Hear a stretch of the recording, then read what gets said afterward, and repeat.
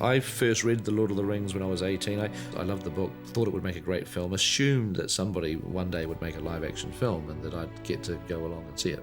I did find it was probably one of the first literary experiences that sort of really taught me the meaning of how powerful the written word is. You know, I read the books when I was in sort of 20s, and so it always left quite a vivid memory. I got hold of a copy from my dad when I was about 15, and he said, I'll give you about 6 months to read it. And I think I read it in about 2 months.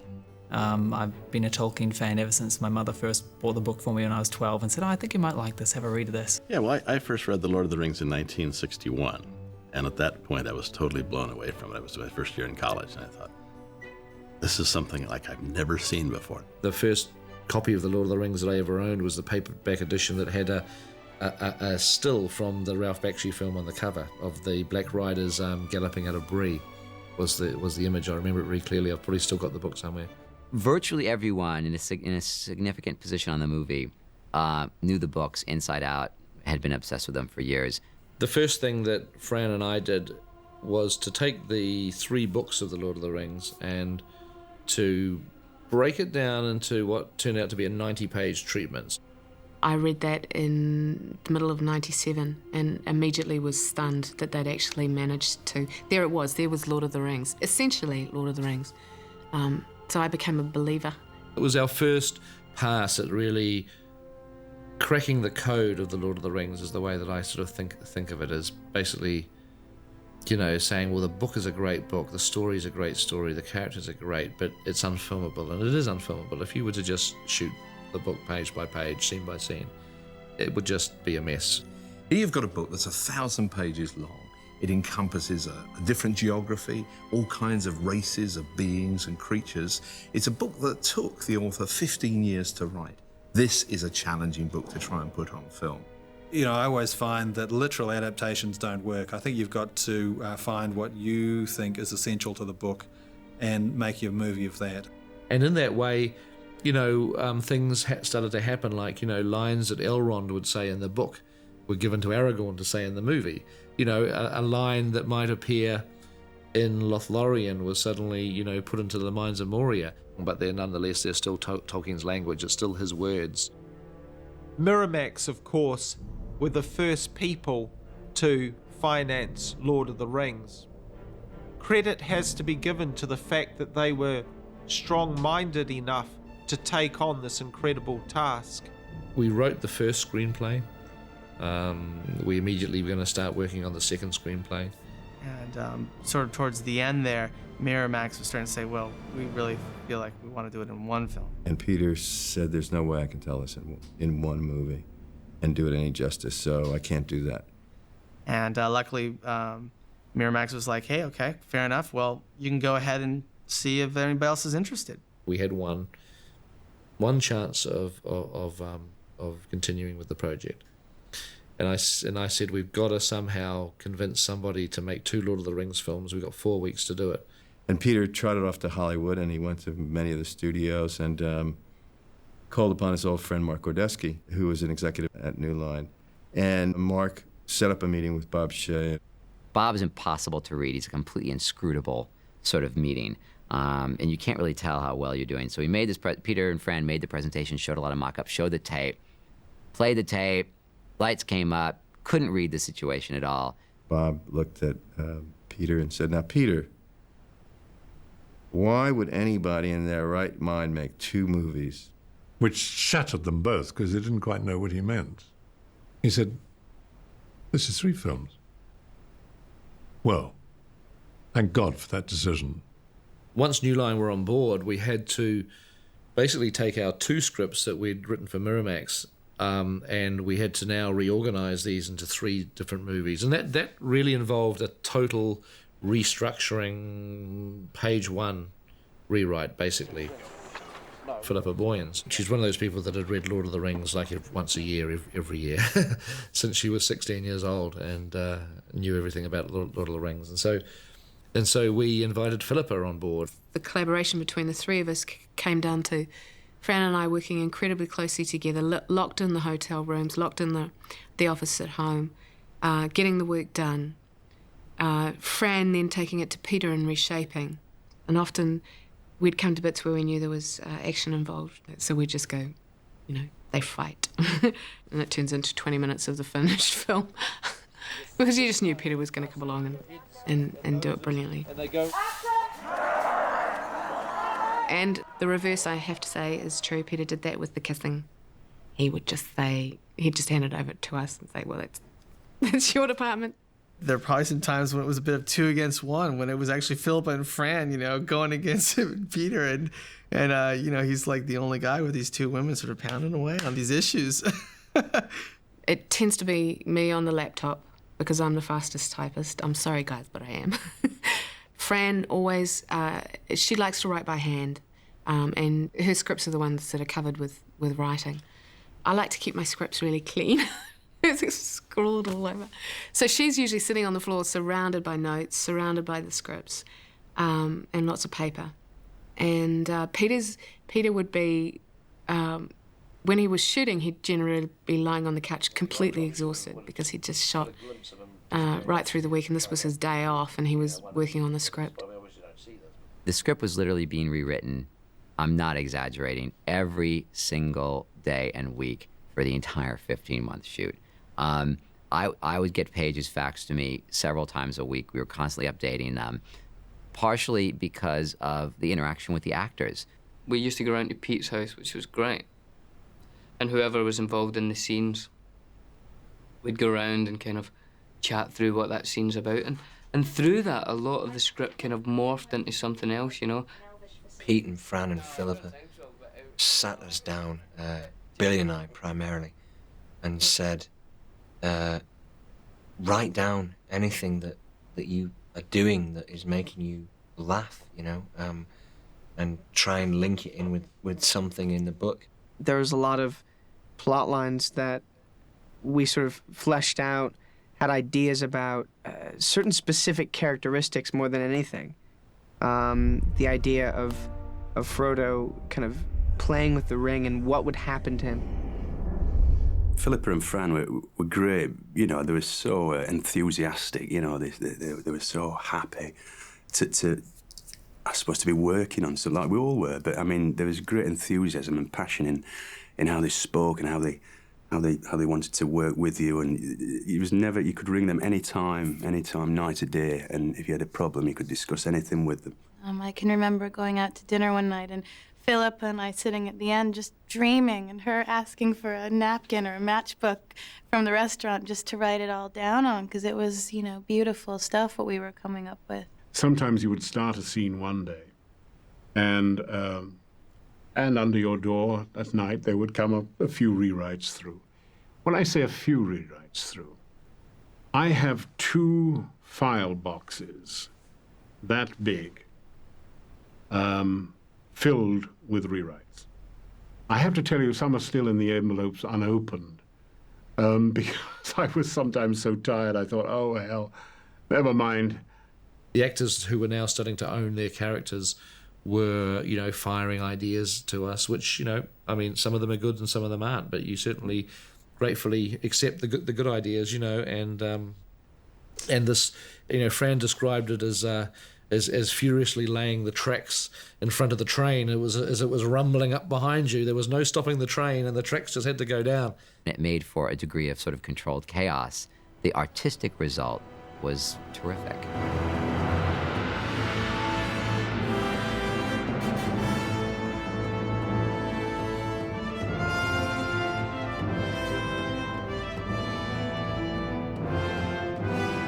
The scenes that have been hardest to translate from the book into the film are actually the exposition scenes, and by that I mean scenes that have to explain a lot of detail about the plot.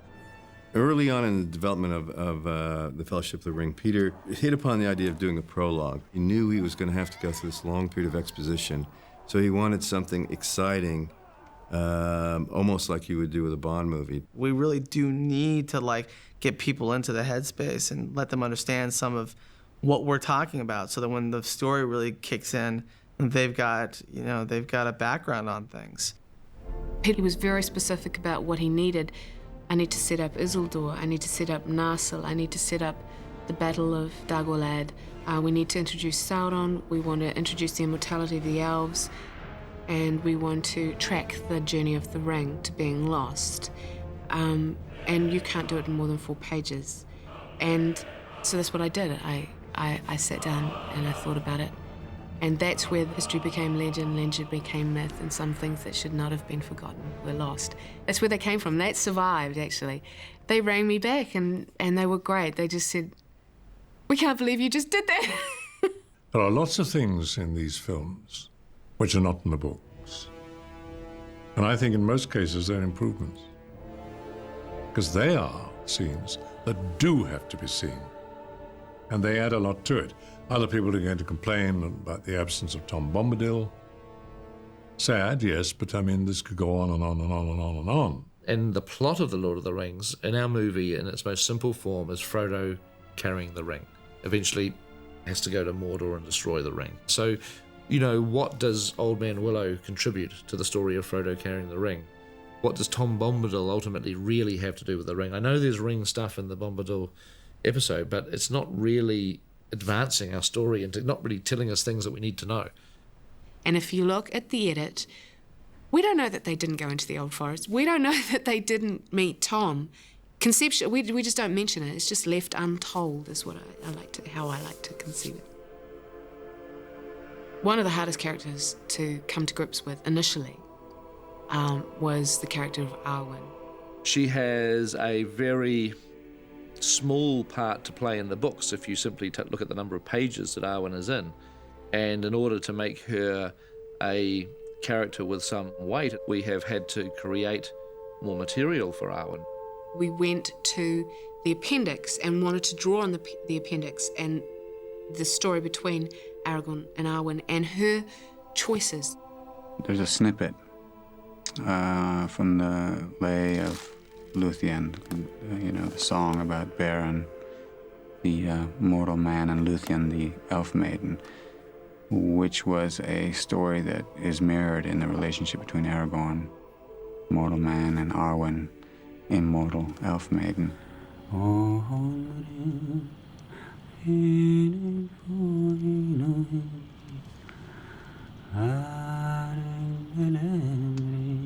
is she? This woman you sing of. 'Tis the Lay of Luthien, the elf maiden who gave her love to Beren, immortal. So we have gone into that appendix for ideas and material which we can actually incorporate into the plot of the movies. One of the keys to adapting something of such wealth of detail to film is that everything needs to do more than one thing. We were trying to bring Merry and Pippin to life more, talking about ideas to do that, and I just said, well, Merry and Pippin should steal a firework and light it. Done. Supposed to stick it in the ground. It is in the ground. Outside. That was your idea. Even though I knew it wasn't in the book, I just felt that you need the energy at that point.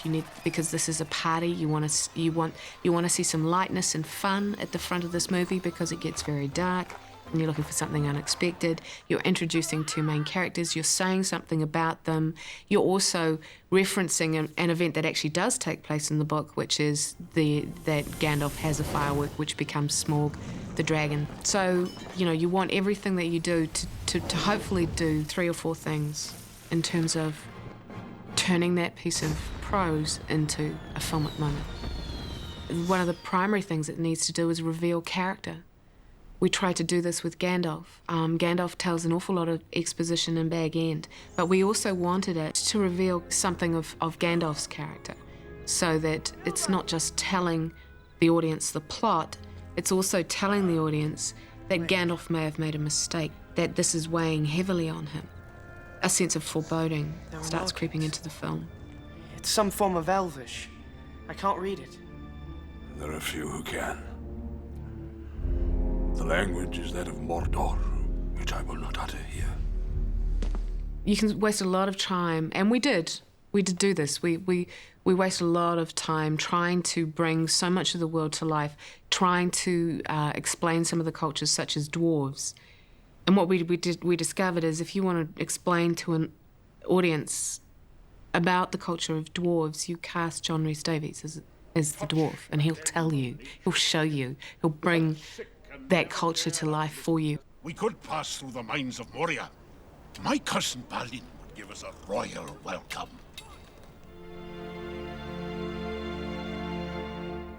Scenes like the Council of Elrond at Rivendell have been fiendishly difficult to turn into cinema because it is a group of people sitting around talking about the plot. I looked at the script page and I knew that if we shot it as it was written, it would be 30, 40 minutes long. And it's just like, couldn't do it. I think we approached Rivendell from every different direction you could possibly do. It got to the stage where it was like, don't make me go back there. I can't go back to Rivendell, please. It's a scene that needs to get the Fellowship together. To establish the ring needs to be destroyed and to establish the danger of this ring, as well as allow for that moment when Frodo decides to take the ring. I will take it! I will take it!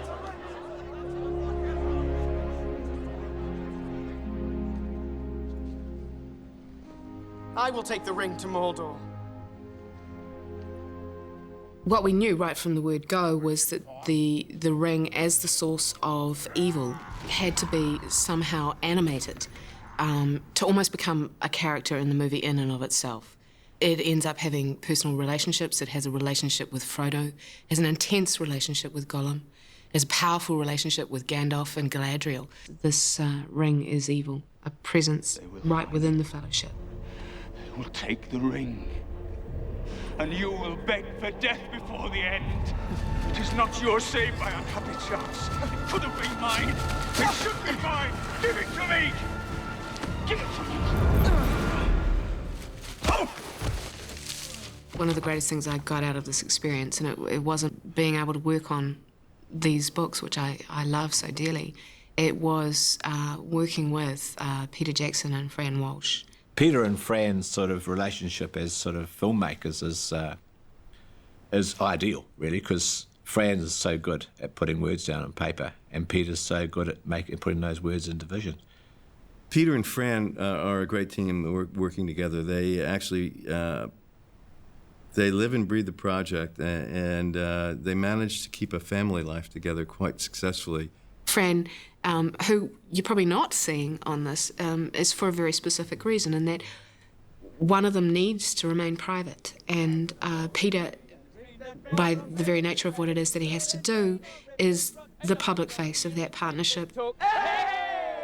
My abiding images of seeing Peter early in the morning sitting in his trademark shorts with unkempt hair, poring over Tolkien. And I would do the same, and I think the other actors did too. Everybody was respectful of Tolkien and mindful of the novel and had the novel in hand, you know, physically. It was with us. Even at the end, the last day, you'd see copies laying around the set. We were incredibly lucky to have that as source material, that as reference material, that kind of Bible to keep turning back to. Ian McKellen was there, and he had the book in his hand. And he came up to me, and he was like, remember, Sam grabs Frodo's hand. The fans will be looking for that. And I was like, right. Oh, great. Thank you, Ian. Sam has hardly left your side.